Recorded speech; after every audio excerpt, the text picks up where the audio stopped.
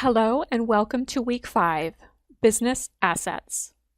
By the end of this lesson, students should be able to identify ordinary income assets and understand their tax treatment, identify Section 1231 assets and understand their tax treatment, describe depreciation recapture, and describe the tax ramification of installment sales.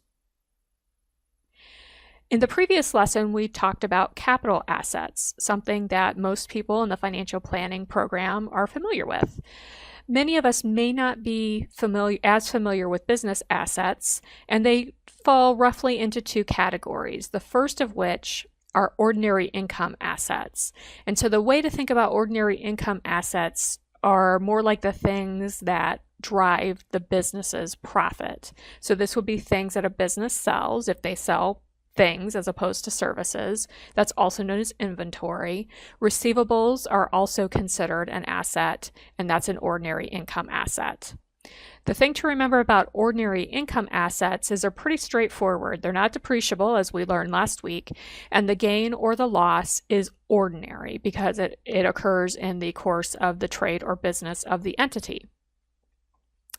Now, in addition to these ordinary income assets, a business can have, and usually does have, Section 1231 assets. 1231 assets are basically depreciable assets that are used in a trade or business, and they can be real or personal property. To make things even a little bit more complicated, when you look at 1231 assets, which is basically anything depreciated within a business, any asset depreciated within a business, there are two subcategories within 1231. Those include Section 1245 assets, generally personal property, and Section 1250 assets, real property. So when we're looking solely at the Section 1231 properties of an asset, Section 1231 covers what happens when you sell these types of assets. Section 1231 actually gives you the best of both worlds tax treatment. If an asset, a Section 1231 asset, is sold at a gain, that gain is treated as a capital gain.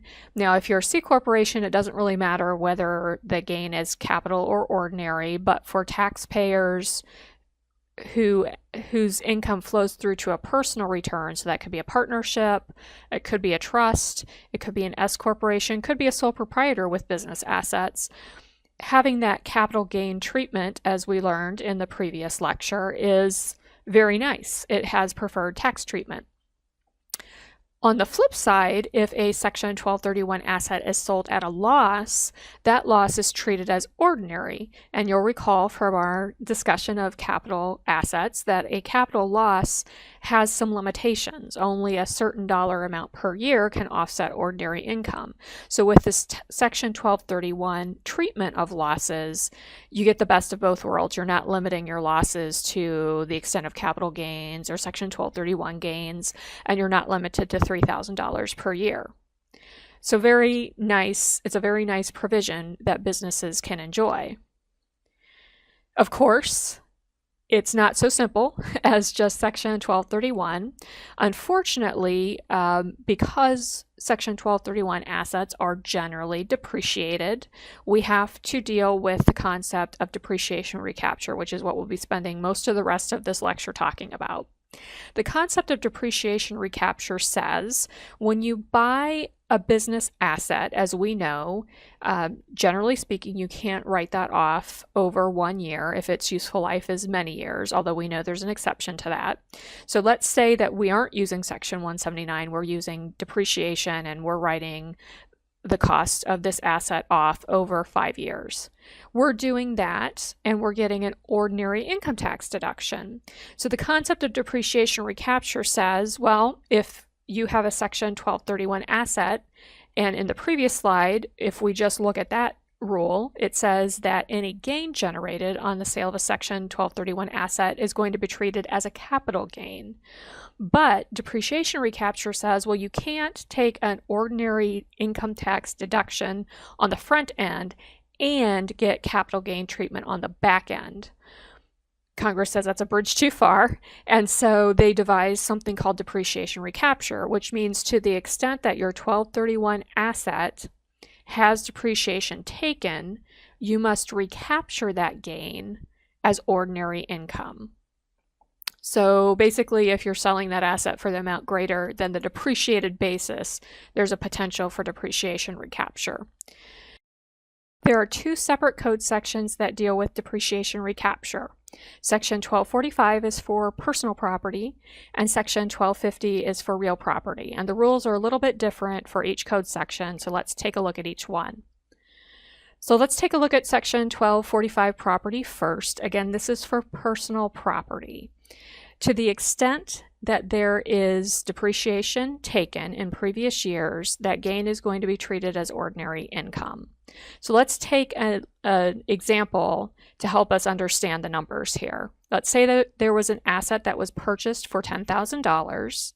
There was $3,000 of depreciation taken over the years, which gives us an adjusted cost basis of $7,000.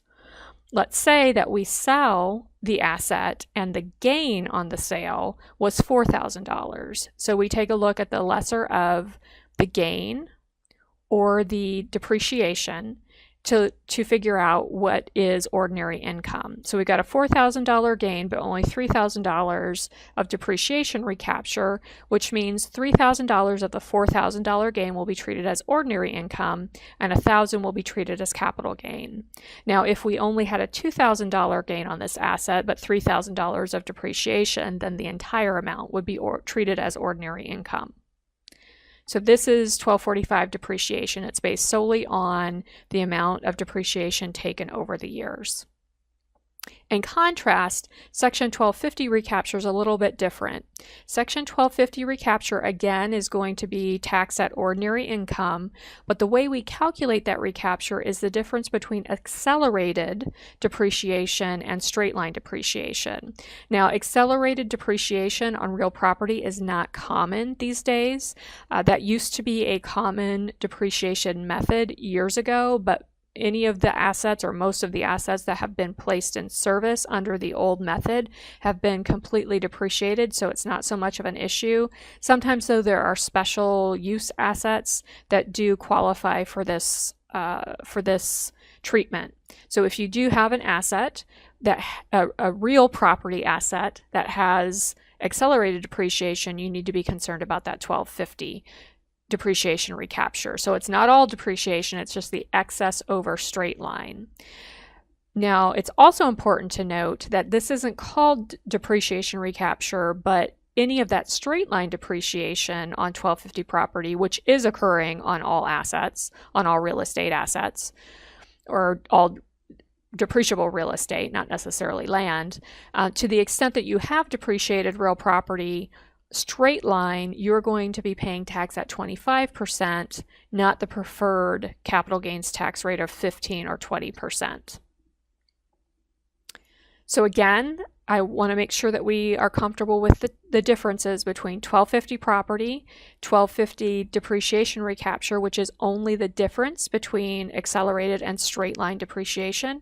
And not all Section 1250 assets that you see today, not all real assets are going to have 1250 recapture.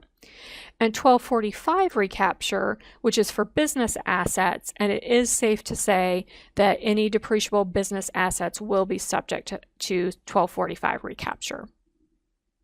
So to summarize what we've talked about today, if a gain from a sale of assets is used in a trade or business, then look to 1245 or 1250 first. If after you recapture depreciation and there's still a gain, then look to 1231 to determine the excess gets capital gain-like treatment.